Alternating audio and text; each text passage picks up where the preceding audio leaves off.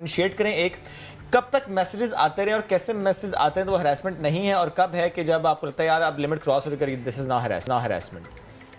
آپ جب آپ کو کوئی میسیج کرتا ہے تو وہ یوزلی آپ کی فلٹرڈ میسیجز یا ادرز میں آن لائن چلے جاتے ہیں، ٹھیک ہے؟ تو اس میں یہ ہوتا ہے کہ آپ صرف اس کو اگنور کر سکتے ہیں. اگر کوئی بار بار میسیج کر رہا ہوتا ہے آپ کے پاس آپشن ہوتا ہے آپ بلاک کر دیں ان کو، ٹھیک ہے؟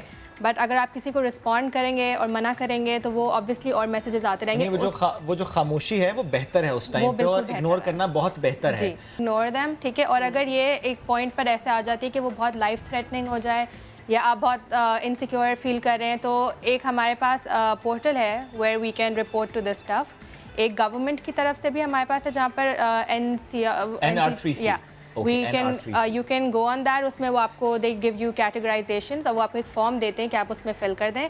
اس کے علاوہ ایک 2012 میں شروع ہوا تھا. سوری میں یہیں پہ آپ کو رکوں گا. NR3C کے ساتھ ہی یہ بھی تو ضروری ہے کہ آپ نے لوکل پولیس اسٹیشن میں کمپلینٹ بھی فائل کرنا ہے. یہ تو ایک مشکل ہے خاتون کے لیے، ورنہ بات ادھوری رہ جاتی ہے.